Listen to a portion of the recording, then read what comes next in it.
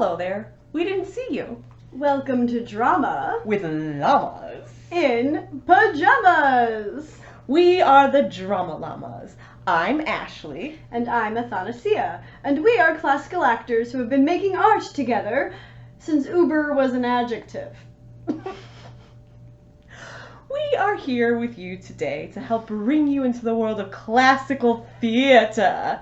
We hope to teach you how to understand mostly Shakespeare, but also other classical playwrights and genres. Remember, no one wrote a play hoping it would bore you, so we hope to help you not only understand, but to enjoy this work as well. So, get comfy in your pajamas. Grab your llamas, And let's do some drama!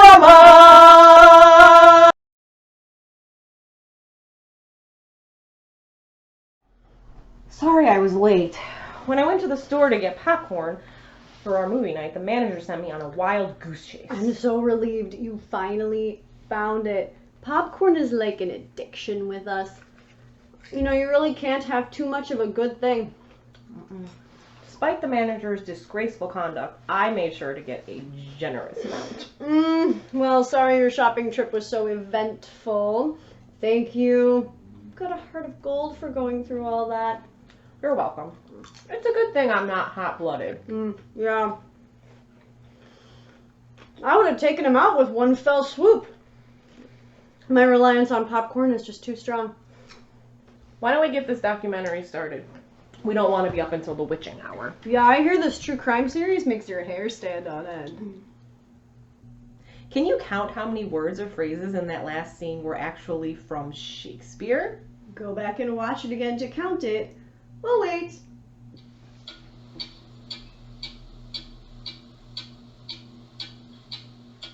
If you counted 13, you were correct. You win the satisfaction of knowing you really know Shakespeare. Let's recap. The following words and phrases were invented by the Bard.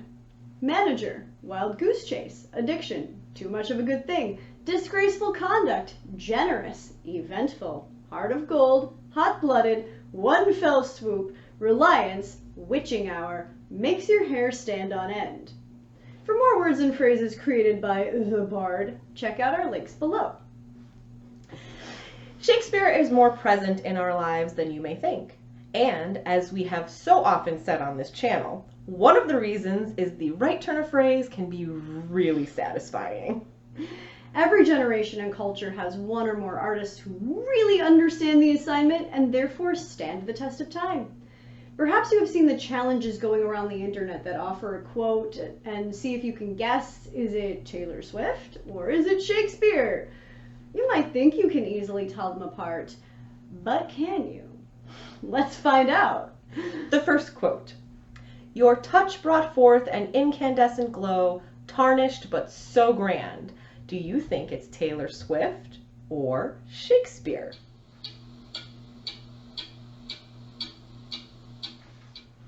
If you guessed Taylor Swift, you are correct, and you win the joy that comes with being right. Which is not to be underestimated. If you didn't get it, that's okay. Here's another one. How can it be said I am alone when all the world is here to look on me? T. Swift or the Bard?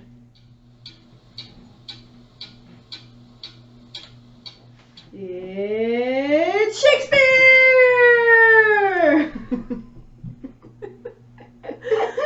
Let's try one more.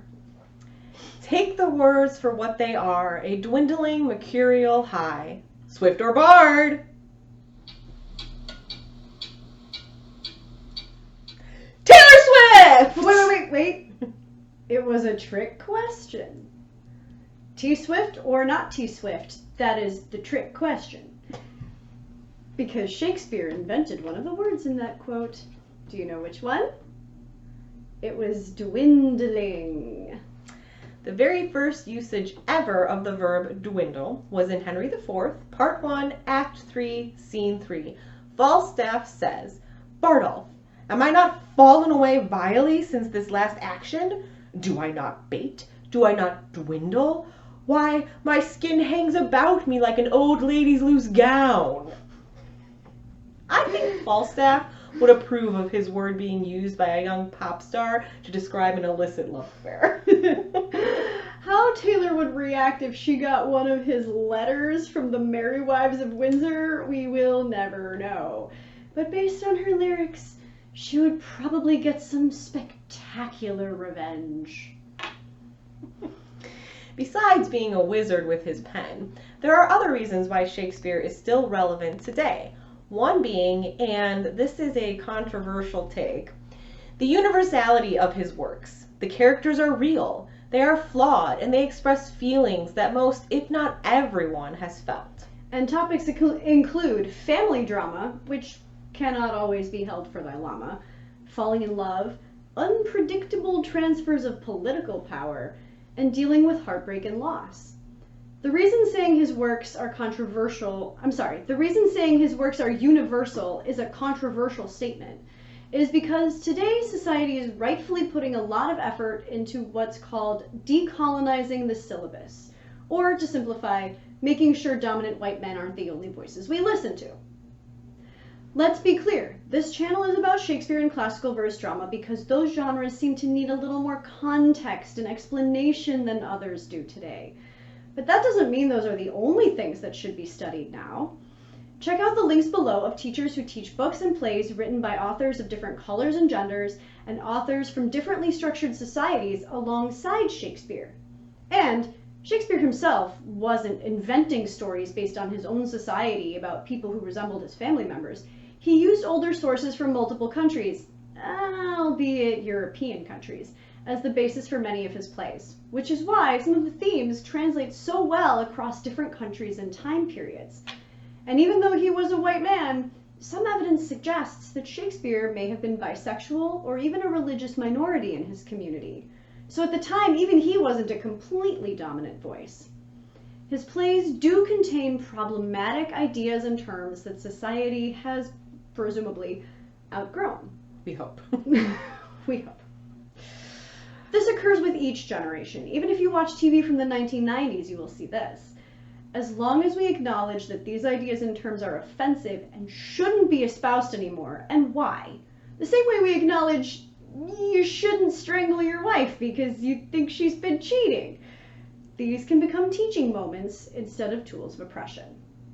Shakespeare was part of an artistic conversation that was going on before he was born and will continue long after him. It enriches our lives to hear all of these voices, including Shakespeare's. Shakespeare's plays have actually been adapted many times over the years, including in cultural settings completely foreign to modern England. Some examples are Throne of Blood from Japanese cinema, retelling the Macbeth story with elements from No Theatre, which we mentioned No Theatre in our Get Ready With Me, our first one. Go watch that. Absolutely. Ankara from Ankara from Indian cinema, which is an adaptation of Othello. Hayter, which is spelled H-A-I-D-E-R. I am so sorry if I am mispronouncing that. It's another film from India that has the character Kashmir return home after his father has disappeared, and he thinks his uncle is responsible. Which Shakespeare play do we think this is based on? I couldn't tell you. It's a mystery. A mystery. There's also a Spray of Plum Blossoms, which is a 1931 silent film from China, which attempted to mix Chinese elements with quote-unquote westernized stylings, including surreal decor and English subtitles, which were just for kicks and giggles, since the film was not made for an English-speaking audience. In 2012, there was a film called Shakespeare Must Die. That was a Thai language film that shows a theater group staging Macbeth, but one of the main characters, named Dear Leader, resembled the former dictator.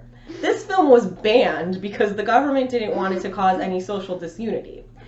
And today, there are still movies being made based on Shakespeare. Most recently, Anyone But You, that came out in 2023, was loosely, very loosely, based on Much Ado About Nothing. More like inspired by? Yeah.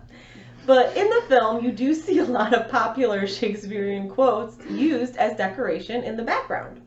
There are a lot of others you may be familiar with, such as 10 Things I Hate About You, She's the Man, and The Lion King. And it's not just films. The book Pride and Prejudice is thought to be based on Much Ado About Nothing, and the musical West Side Story is based on Romeo and Juliet. There's also iconic ballets based on A Midsummer Night's Dream and Romeo and Juliet. And interpretations of Macbeth and Othello have been hits in the opera world. One thing you might notice about Shakespeare's works being adapted in many different ways over many centuries is that there is not one central code of values or morals that the author seems to be trying to convince you to follow. There are no right answers. Some wrong ones, but no obvious right ones. The characters are who they are. There is no preconceived notion of who they should be, and each audience member should decide for themselves whether they agree with the character's actions or not. You decide. Some people may think of plays, movies, and books as something we do for just entertainment, and there is nothing wrong with being entertained. But the beauty and complexity, and sometimes even savagery, found in Shakespeare's works can give us an outlet for our own emotional experiences and a new perspective on the human condition. We like to joke that there is a Shakespeare quote for everything, but it is a little bit true.